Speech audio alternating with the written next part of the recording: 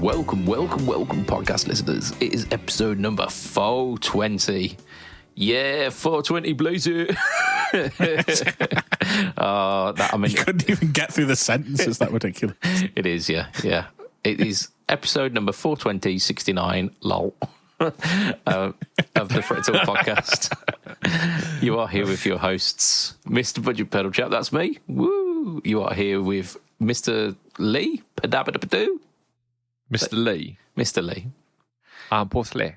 It's a Mr. Lee. Oh, it's a Mr. Lee. I always get called Mr. Lee when I'm talking to people from like the Orient. Yeah. Always, That's always, every time. Indeed, it is the thing, isn't it? It's the convention, and we've also got Mr. Matt Quar. Say hi, Matt. Hi, Matt. Yeah, he did the thing.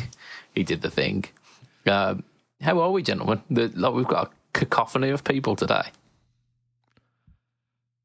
We're all nodding. It's an audio podcast. Come on. I'm exhausted is the honest answer, but it's fine.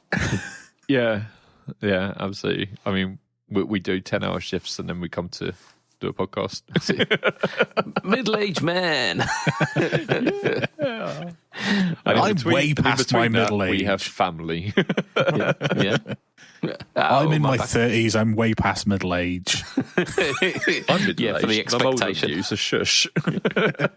Yeah, but you might have active plans to try and keep yourself alive, and I don't. So that's it. I have actually been losing weight. I don't know exactly how it started, but it started, and then I was like, I might as well see if I can keep doing this. So yeah, that is the best way to try and do it. It just naturally happens. You went, oh, fine then. yeah. No, well, I was like more like, all right, let's keep the momentum going. I've lost about half a stone, and I'm like, yeah, do you know, nice. I can keep this going. I'm aiming for about 14 stone. To lose 14 stone? No, I'm aiming for about 14 stone. Pillock. Oh dear. I mean, we both went there.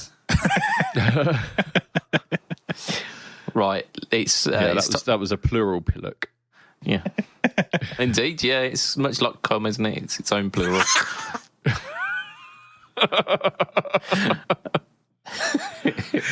Start as we mean to go on, and what a wonderful place to mention our sponsor. It's affordable.co.uk. Of course, Affordable brings you pedals from Demon Effects, JSA Effects, Musky, Joyo 4D, K-Line, Nux, Moval, Chord, Vave, Am Effects, and Affordable Effects at amazing prices. Check out the fact that the Velvet Drive is now being teasered. Ooh. Somebody might have already tried one of them. Ooh. What? By Wampler? No. That was a Velvet Fuzz, not the Velvet Drive. Yeah, the Velvet Drive is by Affordable, and it's rather lovely. Just a sneak peek. They're all amazing prices. They're a UK company, and they've got their stock ready to ship in fantastic recyclable packaging. Check them out at affordable.co.uk. That was my. I don't think that improves the experience for an audio listener when you slap as you are saying the words. Just as somebody who's listened to a podcast before. Isn't it a bit like where they do the clapping and the syllables? Like that thing. What are you talking about? No. Affordable.co.uk. No. The meme is to say the syllable and then clap as a full stop between the words. You don't clap on the words. Oh, man, I'm doing this wrong. But yeah, you need to check them out at affordable.co.uk. There we go. That's the normal one. I'm not going to edit out all the other ones. It's just going to be that nonsense. Right, gentlemen. Let's mention some shit news, as we usually do at the start of these podcasts. And this week's shit news is not so much shit because of the bit of gear, even though that is questionable. It's shit because of all the shit that goes around it and no, that's not shit news. With it. You haven't looked at the document, have you? He's not even opened the document. I have. I did. All right. Okay. I thought that was the shit news, but I see that you've moved it. Dear. I can't believe you put this down as shit news, actually. I thought this was really cool. It's a half. Okay, I'll let you go through I have the only specs looked first. at the title. So, You'll find out in a second because you'll be as angry as we were. Yeah, Okay. so Gibson have reissued the iconic Tony Iommi signature pickup. Woohoo! Like, Black Sabbath are having a bit of a resurgence with the whole, like... Well, 3 of them are. Wait, oh, Jesus. Too soon, man, too soon. But It is a bit, yeah. with Even I the, felt bad like about saying that. the recent reunion, they've kind of returned to the zeitgeist. And, of course, with Ozzy's death as well, like, people are revisiting Black Sabbath stuff and realising, actually, these guys really fucking slap hard. And We didn't need to revisit that, though, did we? no, it's always nice as a reminder. But yeah, so look, Tony Iommi's kind of back in the saddle. So Gibson have decided to re-release the Tony Iommi signature pickup. All good. It was made in the 90s, I think. An all-night session apparently between Tony Iommi and Gibson's then head of research and development, JT. Surprised anything got done. Ribeloff. I mean, if you do it long enough, it will ribble off on it. I mean, you imagine an all-night session with Tony Iommi must include a lot of music, a lot of playing guitar, and a lot of alcohol. I mean, it's more. I didn't want to accuse him of that. I don't know what you're talking about. I just I started to don't breathe in. think. I'm pretty sure he accuses himself of that. So I mean, I've seen him very much rip on Ozzy for his addictions. Like I remember there's a very specific interview he did where he's like, "Oh, you're talking about the guy who comes out of Betty Ford's and walks straight into a pub." So, I mean, it wouldn't surprise me. There you go. So the pickup features a blend of magnets, of Alnico 2 and ceramic magnets. They're apparently voiced specifically for clarity and sustain at high volume and in high gain scenarios. Godoy, of course it will be. Because Tony Iommi played clean once and went, nah, that's not for me. So there is only one, what's it called? What's the clean song? Planet Caravan. Planet Caravan. Yes, there is only one of them. Yeah. There you go. DC resistance of 16k. Oof. Ouch. Yeah, it's I sound like Winnie Pooh then, didn't I? it's indeed, yeah. For conductor, which is a bit strange. I wouldn't think that you'd be splitting these ones, but there you go. Wax potted and epoxy resined. It's a pickup, basically. It's a pickup. However, per pickup, not for the set, per pickup, per individual pickup, it is £175. That is mental. yeah, but you can split them just to get that awesome ceramic tone that everyone's looking after. Like everybody wants that awesome split humbucker ceramic tone that you can get for 15 quid in a fucking low-end guitar, because ceramic pickups that only exist at less than 20 quid elsewhere. I mean, Okay. no, but I know what you mean. Yeah. Like mentally, you kind of throw those like all ceramic pickups in together, don't you? You go, yeah, it's a cheaper option. Although, like Right. there are, like the But- Super Distortion. I just want to throw in here, I've just Googled how much a set of the APH 2Ss, the Slashes, Seymour Duncans are. And that comes out at about $300, and they are very common. Like, you can pick them up basically anywhere in the world. Yeah, so This you're saving is- 50 quid and you're getting another two Alnico bars rather than two ceramic ones. I mean, you're saving 50 quid and you're getting a pickup that doesn't sound that great, to be honest. So I think things have just gone up in price dramatically. Like, pickups are not cheap, man. They're not cheap anymore anyway. I mean, they shouldn't be as expensive as they are, but I know people selling pickups for this sort of money and a lot more. This isn't like Gibson selling a guitar that should be $2,000 for $10,000. Yeah, it kind of is. That's not. No. I mean, they're pickups. They're like magnets and wire and a little bit of wax. I can say that about a guitar. It's wooden strings, but this is a. This isn't that bad a price. This isn't that bad a price, man. It's not that good a price. It's too expensive for something with a ceramic magnet in, as far as I'm concerned. Yeah, because it's more than 20 quid. And I'm not paying more than 20 quid for anything with ceramics in it. I'm just not.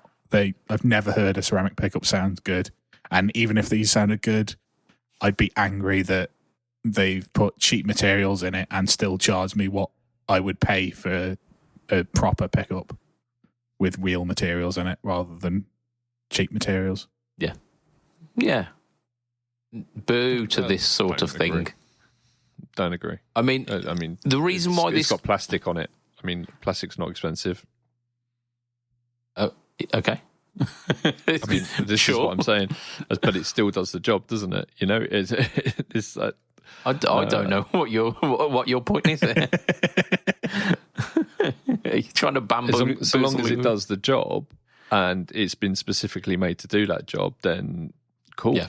I mean, if it was, I mean, it's the combination of the magnets, though, isn't it, that makes this unique? Can I also ask you another question?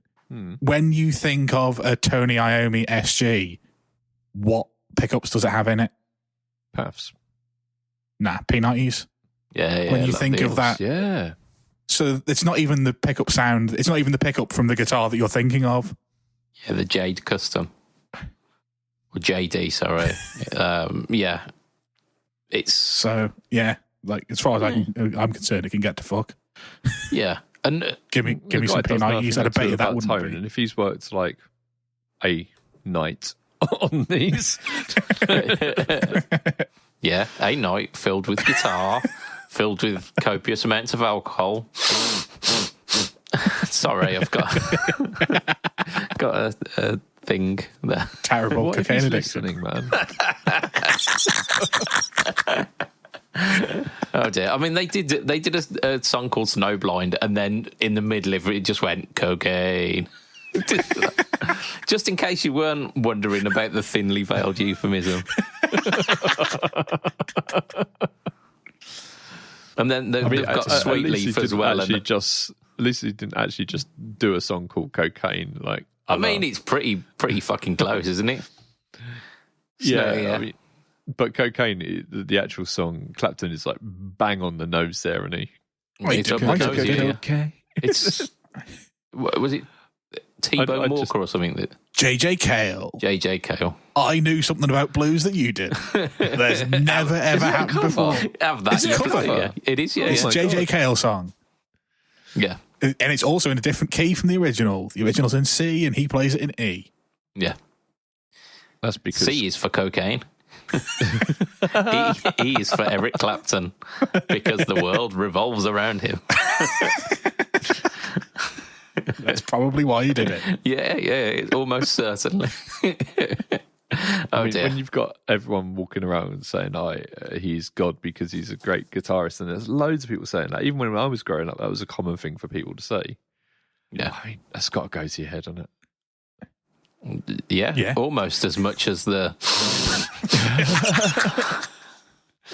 Oh, yeah, and the cocktail of other things that he was doing. Oh my gosh, yes. So he was definitely not a squeaky clean boy, was he? Right. So those are the Tony Iommi signature pickups. They are the shit news for this week. They were put there specifically so that we didn't have to put the next bit of news into that slot. Although, realistically... Either of them could have been there and it would have been a fine shit news. Yeah. Right, so the next bit of news is the Boss PX1. Ultimate Team Pack EA Sports. It's in the game. Yeah, it's microtransactions, the pedal, isn't it? I do want to say this pedal, since its launch, has been plaguing me. Like, it's all everyone wants to talk about constantly. Yeah. Look, it was released last week, and we're reporting on it now, and it's like people still haven't shut up about it. So it's including us, who just released a video on it. We did, yeah. And you're like, should we do a short with the information we missed? Yeah, we can do. Right, so essentially what it is, in fact, actually, Lee, you tell us, because you told us in the video, what is it and what isn't it? Okay, it is a pedal that is aimed, although they didn't state this originally, but I was told it on the hours after launch. It is aimed at people who want to buy vintage Boss pedals but can't afford it. So they're like, okay, we'll sell you a pedal that is half the price of a vintage Boss pedal, and we'll give you 16 free algorithms on there, so 16 free pedals on there, and then every time we release new ones, because we're specifically modeling them to a very high standard, we'll only charge you a tenner, so you're paying a tenner rather than 500 quid. That is what Boss say. That is what Boss didn't say in the marketing, but that is what Boss are saying now. And this is the angle that our friends who work at Boss are looking at it from. Yeah. But it wasn't really put forward like that. It was kind of like, look what this is. It sounds really, really good. And everyone was like, well, why is it £100 more than a Plethora X1? Which is, it kind of, Plethora X1 has like 14 pedals in it, which are all based on pedals that really existed. This has 16. And yeah, let's be fair to more. That was the kind of like the initial reaction. Yeah, let's be fair to the Plethora X1 though. It has 14 effects. Within those effects, it's not just got one reverb. It's got all the reverbs. It's not just got one chorus sound. It's got all the chorus sounds. It's got all the chorus sounds that were on the Hall of Fame. Let's not say it's got there weren't any chorus sounds on the Hall of Fame. Sorry, reverbs. Yeah, so it's got all the chorus. Oh, fuck! I said it again. So it's got all the reverb sounds that were on the Hall of Fame, but it hasn't got all reverb sounds. But it's got more than a whatever the Boss compact DD. Like take delay. The Flashback has way more sounds than a DD4 or whatever DD it was is in the this DD2. DM2. Yeah, so it was like the DD4. It was the DD2. I don't fucking know. I don't care about Boss pedals. I don't really like how they sound. I want to know. I picked one out of the sky. There's a DD7. Surely there was a DD4. And if there isn't, was a 6. Then they fucked up, didn't they? Because they can't count. It's like it just goes to an extra level, as well as releasing Ultimate Team, the FIFA Ultimate Team, the pedal. They have also not numbered their delay pedals correctly. Yeah, I've got to find. So I don't know whether there's really a DD4. Got me thinking, because I'm like, I know there's a 2, I know there's a 3, I know there's a 7 and an 8. There's a 3. There's a 5, isn't there? I don't know. I don't think so. But so like the delay sound in that is the DD2, and you've got 3 settings on that, which is like short, medium, and long delay, and then you've got like the parameters for that. The delay options in the Flashback in the Plethora X1 are like tape, analog, like sweep delays. And all of these things also have like mash functionality on them as well. So you can do like the turning the feedback up to infinite using your foot and get like mad sounds. But it's also got like all of the reverb sounds on the Hall of Fame. It's got like chorus sounds. It's got like CE1 sounding chorus, because there's a Brian May patch on there. But it's also got the stereo chorus flange chorus as well. Right. Okay. That is all cool. However, I realised today, because I've started looking at it. Shut up. I've started looking at it a little bit more than just, oh my God, what are they doing? And they've done some really interesting things. So what they've done is they've created the pedal, where you actually push it, turn it on and off. That is like an expression pedal, a bit like the mash function. It can be on that, but you've also got ins for expression out as well, and you can mess around with a bunch of parameters on these vintage effects that never existed before, and I think that's pretty cool. I think that is, if we took all of the controversy away from this and price inside, like say they were all the same price, I think that's actually a really cool idea. Yeah. The one thing that we can't ignore, though, is the FIFA Ultimate Team horse armor of let's charge you for our research and development on these, rather than going, look, we've made the pedal better. Isn't this now a viable option for more people? Kind of thing. And look, the Line 6 approach, shall we call it? And also, one thing we forgot to mention at all when we were actually recording the video was, do you even own these algorithms like that you're paying for? A bit like you don't own games when you buy them now digitally. Yeah, you own a license to it on the app. And as soon as they turn the app off, it disappears forever, and you can never access it ever again. Well, That's we don't. Yeah, the stuff loaded onto your pedal will be the stuff that stays on your pedal. Yeah, because there are 16 slots, but say in the future they release another 16 pedals, then you've got to choose your 16 favourite. Unless you download those to your computer. Yeah, but if the app... Will you be allowed to? If the app goes away, then you are stuck to the 16. Is it just the app that can put them onto your pedal, or can you save the algorithms onto your computer or something like that? Because if you can, then you own it effectively, don't you? I don't think so. I think it affords you the license on the app. That's how I've understood it. It's very similar to kind of video game ownership, like the DRM kind of thing, which is something that we're not all that cool about in the games industry, but we can't get away from because horse armor existed and it can't unexist. People are making a big pushback on it, especially when companies really take the piss. Like they release half a game and the rest of the game is already on the download that you've downloaded, but to unlock it you've got to pay extra. Yeah. So it's not like it's not like the game was successful and they've gone, all right, let's do another year's worth of work and make another 25% of the game and give it to people.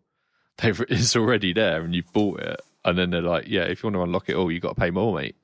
Yeah. It's like drug dealers getting you addicted. Or the Battlefront 2 with the loot boxes where, you could unlock some skins. Like they're available on the game. You could play the game for hundreds and hundreds of hours to maybe unlock them. Or you could buy loot boxes and maybe unlock them a little bit quicker. Yeah. Well, it's also like the Tesla and BMW thing of you've got heated seats in your car, but you have to pay us a subscription to be able to open the menu in the computer in your car to turn your heated seats on. We mentioned exactly that point when we were recording. I don't know if it made it to the edit, but we spoke about that as well. Yeah. And it's absolutely true.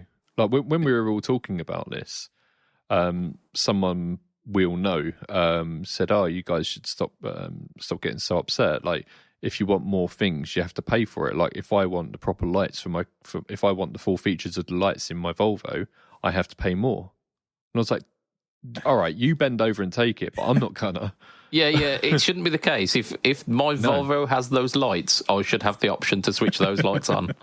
Yeah. If I've paid for the thing and you can turn them on and off with the thing that I own, but you won't let me because I'm not giving you extra money every month, then you are the problem, you cunts. It's not like cars are fucking cheap either, is it? Yeah, exactly. Oh my gosh, yeah, they are cheap nowadays. They are very expensive. Yeah. And it's not what Boss have done so far. Look, they're not saying, okay, you get 8 free with the pedal, but the next 8 that are on the pedal itself you have to unlock. So it's not like they're doing that, but immediately. Yeah. But when we are used to Line 6 and other companies issuing updates on their already existing stuff and giving it to you for free, if you already own the hardware that you've spent quite a lot of money on, let's not beat around this bush. This thing is not cheap for a single compact size pedal. I know it gives you the option to have a lot of things, but it's the same price as a HX1, and is a lot less feature packed than a HX1. However, the tones are very good. Like really, really, really good. They are in the HX1 as well. I mean, like they're like, people are putting them up against the original vintage Japanese pedals, which everyone craves the tones for, and these old ones do sound good, Matt, and they are sounding one for one. And the HX1 for I think it's a great pedal. It ain't doing that. Yeah, it ain't the same. I mean, let's cut back on the bullshit, because Helix models, Helix algorithms have made it onto records, are out there on tours at the moment. So we're not playing that bullshit. We're not playing that bullshit that, actually Boss is doing some. Are you saying because something makes it onto a record, then it automatically sounds brilliant? I'm saying that people are using it to make music, and that's what these things are for. Like, right, okay, that's great. But there are a lot of really shitty sounds. Like, think of the whammy. That's on a lot of records, and that doesn't think sound of great. Eddie Van Halen's tone, Dimebag Darrell's tone. Just you don't even like Van Halen's tone. Nobody likes Van Halen's tone. It's fucking terrible. That was my point. But there's a lot of people who do. Yeah, people without ears. Like, if the tones coming out of the Helix stuff weren't good enough, people wouldn't be touring them. No, people wouldn't I'm be not using saying them. that at all. And I think you're taking my words out of context, and I don't like that. But it's not fair. I am saying that the tones in this are on a level that is like one higher than that off the Helix. I'm not saying that doesn't make the Helix I'm disagreeing. bad. I'm disagreeing. Okay, but I'm not saying that the Helix is bad at all. I'm saying the Helix is great. The Helix sounds fucking awesome. This thing is good. Really, Yeah, this really is good. look. Helix sounds good. This sounds good. I think the GT1000 sounds on par with the Helix. This is way better than the GT1000 tones. Like, it's something that I would have to have personal experience with. But like, I can vouch for the Helix tones. I know that like 90% of the stuff that they release on that is quality stuff, and I would happily use. And they come at their updates for the Helix with like full on Labrador energy, and just be like, oh sweet, we've made some really cool stuff, here you go guys, have fun, enjoy it. Yeah, and it's just like, we absolutely say that in the video as well, don't we? Yeah we absolutely say that. Like, when you're looking at what happens in the industry and what makes everyone love a company, the one thing that everyone talks about with the Helix is the support that it's had over a decade. Yeah. It started off as a great sounding unit with loads of options, and has only got like better sounding with more options. And like, you haven't had to pay an extra penny for that. No, exactly that. Like, yeah, and this feels like that. What was it Axe Effects or Kemper? Kemper. Like, that's what this felt like. Like, I became aware of this because you sent a meme to our group chat. Like, I am not anywhere near. I've been working outside of work on extracurricular activities for the last week, so I've not really been on Facebook at all. And I became aware of this because you sent a meme, and I'm like, this seems like it's based in reality, but I have no idea what you're talking about. And then you mentioned what it was, and I was like, oh, you mean like that flamp thing that everyone really criticised? Like, yeah, it's a Boss version of that. And I get that, you know, not quite to the same level as that, and there are caveats here that you start with the 16 effects in it that already exist. But it's also not how the industry tends to work, and it tends to get flack from the industry when people try and go down this route. Yeah. So we we have been in contact with some people who, Colin, he has been saying that the reason it only comes with, this is his opinion, not mine. All right, he said This that is the reason Colin of Science Aloud. Yeah. Colin Scott. So he has said that he thinks that the reason that it comes with just the 8 presets and then the other 8 are on the app that you have to download is so that you download the app, you acknowledge push notifications, and then when the paid for pedals come through, they're advertised directly to your phone.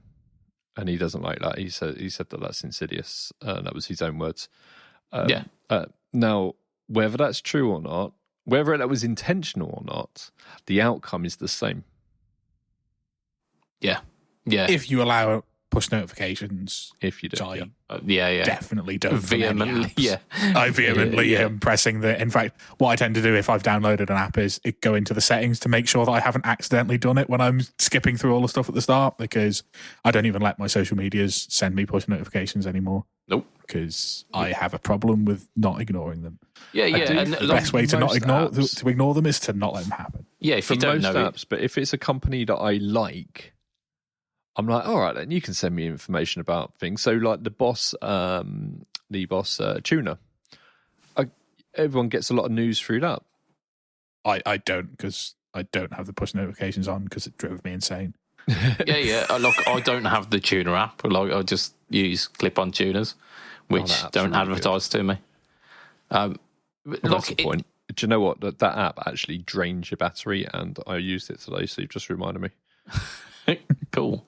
Where is it? There it is. I've just opened the app and I have 69 notifications in it. Nice.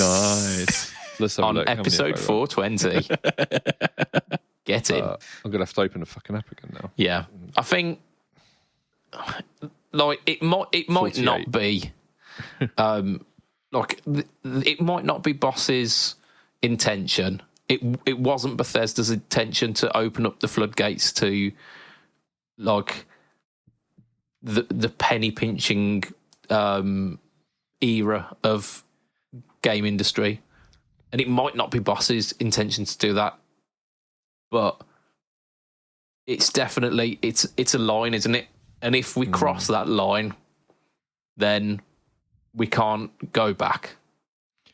Yeah, I mean, people keep mentioning the Amplitude have been doing this for a while, and it's not entirely accurate because, for one, updates and new pedals to the Tonex are free. I mean, if you take Amplitude itself, like the Amplitude software is free. Yeah, like, and it's a you free buy download. things to go onto that. Yeah, exactly. But that's software. Software works different to hardware. If you go out and if you had to buy that software and then buy all the stuff that came on top, you'd have the same reaction. Yeah. Like if you bought your PC and they went, oh, actually, if you want to unlock all 32 gigs of your graphics card, then you need to pay a subscription. You'd be like, fuck right off. And this kind of comes from the Roland Cloud stuff that they do. So their simps and that you buy a license to that and they only last for a certain period of time. Yeah. And that pisses me off because, I mean, it's really good and I really enjoy it. But every time I go to use it, because I don't use it that often, every time I go to use it, I'm like, oh, man, it's not working again. And that pisses me off. I just want to buy something once. Yeah. I mean, you could save the monthly subscription or the yearly subscription a couple of times and go out and buy the synth. Yeah. Yeah, you couldn't. Simps are really expensive, dude. But you could buy like a modern equivalent that's got a Dune emulation on it and get like 80% of the way there and then never have to buy again. Yeah, I mean, there are other options for plugins. The Boss's own plugins, so you get all of their backlog of their different simps. It's really good. You got profits and all these sort of things. It's so fucking cool. But I mean, it is what it is. Yeah, I'm not going to be using it again. purely because I don't want to keep going through that same fucking hurdle every time. So yeah, I mean, I really want to get some simps. I told you about what I did with the Emperor Sawyer, didn't I? Yeah, you did last episode. Yeah. Speaking of which, let's talk about what we've done this week. Can I quickly just finish off, boss, by saying that reach around. They started their DD on 2 and they skipped 4, so they're just an abhorrent company that can't be trusted. Can't be trusted. If you start on 2, go 2, 3, 3T instead of 4. And then 5. No. The 3T came out loads later. It only came out about 4 years doesn't ago. matter if you're gonna have consecutive numbers in your thing, and you've got 3T and no 4, then 3T should have been 4. They did it with the OC2, though, didn't they? They went OC2, OC3, OC5. Yeah, apparently there's something about the number 4. I think it is in the Japanese culture or something along these lines. I saw a brief article as I was looking it up. Yeah, I'm just having a look. I don't think they've done a 4 in anything. Yeah. Yeah. It's bad luck, apparently. The Japanese are really going for this like bad luck stuff, don't they? Yeah. I mean, bad luck. There are hotels in the US and the UK where they don't have a 13th floor, so we can hardly talk. I mean, I'm not saying it's silly. I'm just saying that's part of their culture and they go in for it. Yeah. I mean, it is silly, but I'm not saying that. Yeah, but we do exactly the same with 13, don't we? So it is what it is. I just said, yeah. Let's talk about what we've done this week. I'm gonna tell you about the microphone, the one that you guys can't hear, but both Matt and Lee can, because it's the microphone that I am using from now on going forward. Like my old microphone was fine. We can all attest to the fact that it was decent enough sounding microphone. Yeah, it sounded like a microphone. It was easy. It plugged in. It picked up the voice. It did. Like Sunday morning. That's it. However, this microphone is the Fine Tank 3. I know I keep saying Fine as if the name isn't actually for fine. That's how they told me it's pronounced. I thought you were just saying it was good, like in a really weird way. Yeah, it's fine. No, it's called the Tank 3, and it's basically it's like a USB and XLR microphone. So it gives me the option of going into an interface or like running out via USB. At the moment, I'm using it USB. Do you both at the same time? Maybe. I haven't tried, but I know it'd be a good way of having a backup, wouldn't it? It's a what? Sorry. It'd be a good way to have a backup in case it doesn't record to your phone, because I've had that a few times where I'm recording something and it doesn't actually send out to the phone, which really pisses me off. So to be able to have that also recording onto your PC as a backup. That's a big faff, considering I could just like re-record the thing. But yeah, so it going through XLR has appeared on all of those live stream things that I've done with you. Well, not live streams, but like the stream videos that both me and you have done, Lee. I've used that along with the Fine interface, which will be featuring in a video soon. But it's also got a mute switch on it as well, so I could like press it on and off, and both Lee and Matt would not be able to hear me. Do it. What? Oh, it's. I don't think it's working because I've got the XLR plugged in. That's a shame. But is that a USB-C feature? Yeah, it's a USB-C feature. But there we go. Yeah, it's a wonderful microphone, but the best. No, it's a fine microphone. It is absolutely for fine. It's like when a Chinese takeaway calls itself something like a very good takeaway or something like that. Yeah, good food takeaway. Yeah, we had one near us called Good Luck, and that was funny. Yeah, here's your food. Good luck. Yeah. Oh dear. Yeah, my favourite ever like skit joke is in that video. So it's like a 3.5 minute video, maybe even less than that. Give it a watch because it's really funny. Oh dear. Right, we've mentioned the Boss PX1, which was the video that both me and you did this week. We also recorded another video. We did together, which will be coming out tomorrow. Will it? For the listener? It may be. I mean, if none of the other boys get a video in first, I don't know. We'll see. So it'll be coming out tomorrow. Jason's got a couple that he needs to jump on. The kids going back to school, so he might be able to jump on them. Yeah. Absolutely. We will talk about, because we're kind of towards the end of the podcast. We're kind of last 20 minutes ish. We need to mention this, which is the fuzz load effects. Oh dear. So it is a classic warm overdrive that will remind you of sweet tube overdrive sound found in high gain 70s amplifiers. It's a Sun amp, isn't it? It's blatantly a Sun amp. Oh dear. There's a reason why we've done this one. It's not a new pedal at all. It's not even trying to be a new pedal, but it is the pedal that gives you a very specific sound, and that is the sound of the band Weedian. So this is the Fuzzlord FET 120. Classic OR20 preamp circuit. Is that the orange one, not the Sun one? I mean, so, OR120 is an orange amp as far as I'm aware, but I couldn't swear on it for definite. A lot of doom bands use orange amps. Yeah, they do, don't they? And this is that essentially. It's like clearly meant to do the whole like doomy, sludgy. It looks like Doom, doesn't it? But yeah.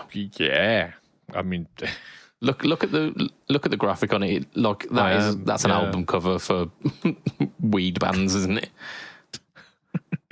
Is there such a thing as weed bands? Yeah, like Stoner Doom is that.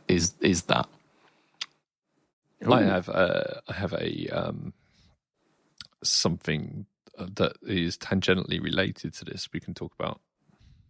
Okay, tell me more. Have you heard of binaural? What's it called? Binaural. I don't know. I know binaural recording. It was invented by. Well, you got a microphone that is exactly the same width as your ears, and therefore, when you listen to things in stereo, it's beats. Binaural beats. I think it was. Lee, tell us about changing strings on a Strandberg, please. Yay, let's be exciting. And all right, yeah, so I changed the strings today on my Strandberg, and I thought it was worth just talking about how different it is to changing strings on a guitar, because it was so it's not a guitar. Interesting. Sorry, yeah, on a standard guitar with a headstock, because I knew it was a banjo. When you get a guitar with a floating bridge, it's normally fairly difficult to change the strings, and it can get quite complicated. Yeah, one at a time. Floyd Roses. Yeah, exactly, which is what I should have done. But I wanted to alter the bridge a little bit, so I took them all off and made myself life difficult. But I was just reminded just how easy it is to change these strings, and it was so fucking easy. You literally just turn off undo the locking nut at the top, which you've got a grub screw for each string. Yeah. And it just falls out the other end. Okay. And then you loosen off the fine tuner. So because you're going to be tightening that up quite a lot, so you get the slack for either way. Once you've tightened it up afterwards, you pull the string through all the way, pull it tight, do the grub screw up, and you're done. That's how quickly it is to change string on tuner. On the Strandberg. That's how easy it is to change the string on the Strandberg, and then just stretch it in. You'll have to undo the grub screw a little bit more, take up the slack a little bit. But yeah, I was just so that guitar is so well thought out. Changing strings on a guitar would normally take me maybe, I don't know, 40 minutes, something like that. I think it's took me about 20 minutes to do a lot. Mm. Yeah. So it's such a fucking good bit of kit. It really is so clever. You don't have to cut the ball off either. That's what she said. But yeah, you don't have to cut like the ball joint off. It uses that. Yeah, it's such bridge a end, is it? System. Yeah, it just goes straight through the tuner. Yeah. And all the tuner does is pulls the string more or less taut. The Floyd Rose quick change system used to do that. Oh, I don't know about that. You fed the string through it, and it come out the other end, essentially, and then let you string it up as normal. I mean, my experience with Floyd Roses is the ones with the little blocks that always fall out, and you've got to. You're undoing them too much if they're falling out. Yeah, but you fucking have to cut the end off your string. Then you have to feed it in there, make sure it's in tight, pull it down to the headstock, and then realise it wasn't in tight. Come back, do that again, go back, and have you seen the string when you pull it out? It's like proper squished. Yeah, because it's been gripped within an inch of its life. Yeah, absolutely compressed. And then you take it up to the headstock, and then you put it through you've taken the locking tuners off at this point. Then you put it through the fucking the most redundant part of the whole system, which is the tuners. The tuners are needed. Yeah, but you've got a tuner. You've got a tuner at the other end as well. Yeah, but it gives you maybe a tone between the top and the bottom, yeah. innit? Yeah, and this is it. Right, once you've done everything, then you realise, oh fuck, I didn't centre the fine tuners. Yeah, yeah. Fuck. So you go in and do it all again. Oh man. Yeah, it's and if you haven't got locking tuners on your guitar, then you've got to do all the bullshit. You might as well have like a normal Strat or something. Yes, Floyd Roses are just so overly complicated. Yeah, like when I changed the strings on the Ibanez, the majority of it was fine. It was the B and the E string, trying to get them to sit within the little block because they're such thin strings. Like if they're sat just a little bit to the left or a little bit to the right, and they're not in the channel for the block to grab it, they just pop out. It was proper pain in the arse, I tell you. The other thing that's really obnoxious about them, and I will use the word obnoxious deliberately, is that you got this thing that we're saying where you compress the life out of the string. So you say you've got an A string or something like that, and you're compressing it down so it's like flat, so it looks like a fishtail when you take it out, right? But then you have to bend that bit that's just been compressed at like 90 degrees, and it's like the point in which it's pulling. So you get it snapping there occasionally. And it's just adding another place for it to it's weakening that point and then bending it and weakening it even more. And I've had that snap there, a handful of times, but it's still annoying. Yeah. I mean, that is the drawbacks of Floyd Roses, isn't it, I suppose? Yeah. Yeah. And then the other thing that pisses me off about them, especially on Ibanez's, particularly on Ibanez's, I don't know why it happens, but the locking nut system on a Floyd Rose system is quite fucking chunky, and like these bits that stick up that the strings go through, like the slots, if you want, but like massive. Yeah. They can get sharp, man. I mean, not sharp, but more so than like a nut. And I've hurt my hands on them loads of times. Oh, I've like that. They've always been smooth on mine. Problem I find, I'm going to show you in real time with this one if I can, because I've got my Ibanez right here, and I didn't bother locking the nut off because why would I? Here you go. Have a look at that. You see the grooves in it. Those are grooves made by the string. Now, if you're trying to lock a string on the thing that's got grooves cut into it, that ain't going to work, is it? I think. Well, if the groove is not as wide as the other way, the string thing. Yeah. I did exactly what Lee just said, and I've turned it 90 Rotated degrees. it 90 degrees. Yeah. Okay. Yeah. That was user error, mate. Sorry. But like, once I've done that, like once I've used this set of strings and they're done, and I've got a set going at one side and the set going 90 degrees, then what do? Just buy another set of lock and nut clamps. Buy a guitar with a real nut. Absolutely. No, this one's going to get hard-tailed once the the thing is done. Come on. No, please put a proper Tunematic bridge on it. Rip the whole thing out and put the Tunematic bridge over the cutout for a Floyd Rose. No, it's going to be a big screen, this one. Oh man, that's something. Ibanez with a big speed. Can you imagine? Like, I'm sure they've got big speeds on some of their hollow bodies and stuff, but like, but not on the RG. No. I wonder which one would fit that. The Telecaster one, obviously. Yeah, like the B5. Oh, that's your task now, is to make the most abhorrent Ibanez. That's like, you should put Telecaster pickups in it. I mean, it's already got P90s in this one. P90 single. Yeah, you need to replace the middle single coil with a lipstick.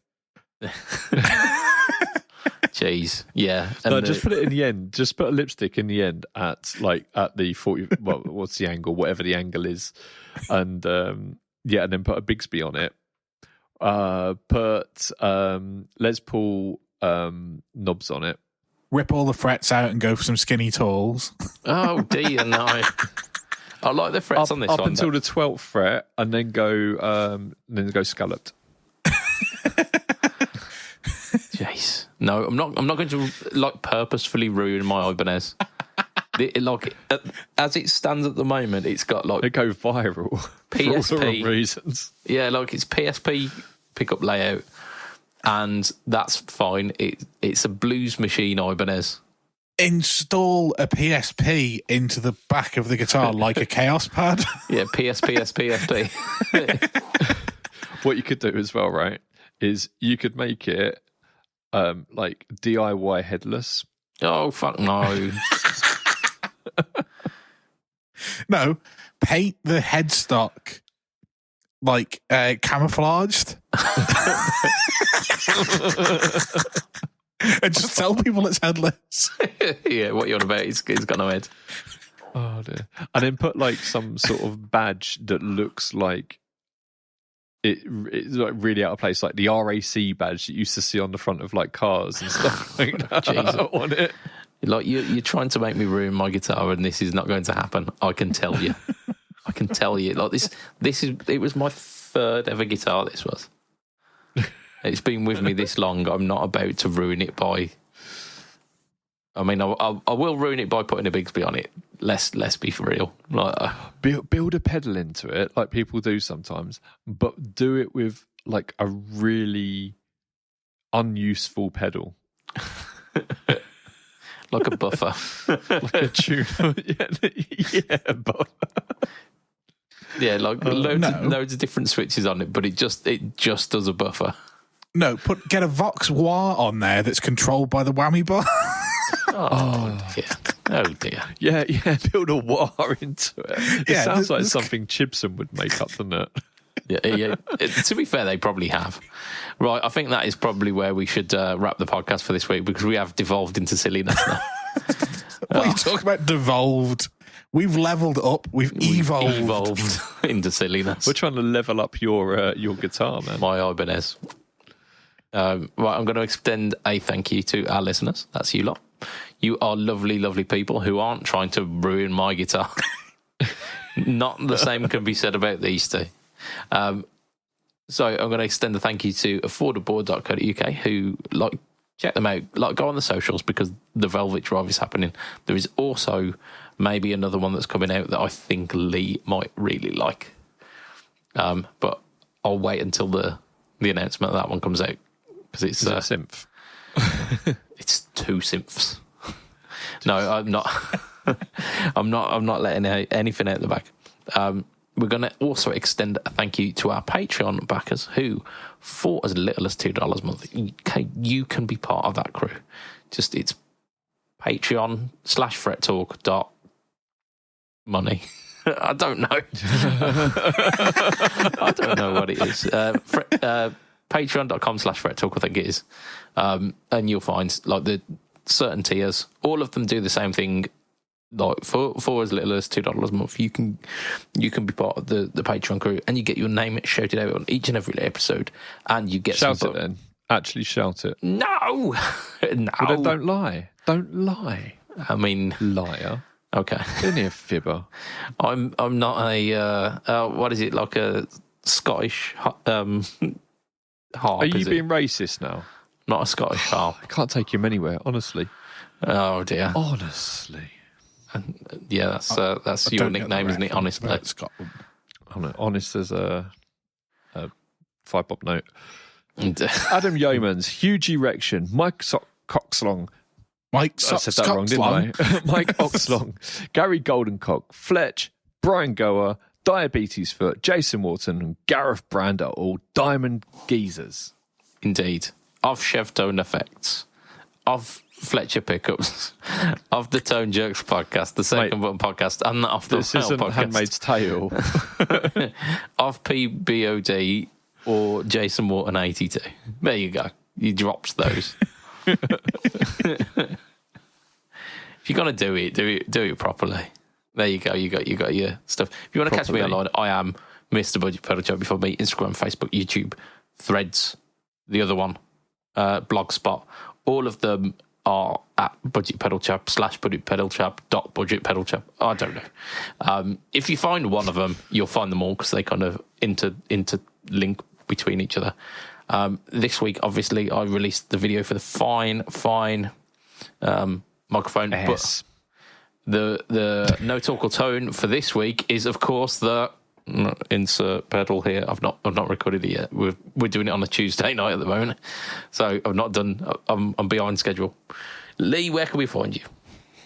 You can find me sorting all things Rockboard, sorting for all things Fawn Sound Labs, and everything around those. You can find me with everything to do with Pedalboards of Doom. That includes Facebook, that includes YouTube, that includes Instagram, and you can find me on the Fret Talk podcast right here, right fucking now. Yeah, that's us. Matt, you? Yeah, Matt. Matt, me, eel_Matt Q. No, I haven't been on Twitter in 2 years at this point. Not Twitter. Instagram and Threads. Woo! Does anyone use Twitter anymore? I don't know. I've not been on it since I left it. Yeah. I think I've asked that a lot, actually. It definitely still has a user base, but it's definitely smaller than it was. Indeed. Much like a certain POTUS's wiener. Oh dear! Like, if you've watched the South Park, you know. I don't know if it's smaller than it was. I don't know. I've got no means of comparison. I'm sure there's documents somewhere pertaining to this. But anyway, from myself, probably in the Epstein files. Woo! Spicy. You went there. Allegedly. Allegedly. So that's your name after dark, that, isn't it? Allegedly. Right. So from myself, Mr. Budget Pedal Chap, from Lee, from Mr. Matt Quine. Say bye, Matt. Bye, Matt. Hey, it will be a tatty bye and good night for this week. Ta-ra a bit. Bye. Bye.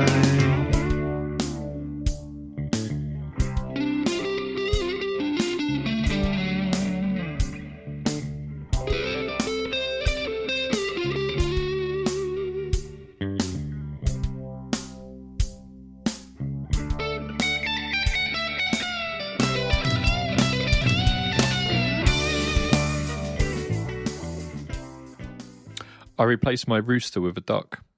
Now I wake up at the quack of dawn. Hey.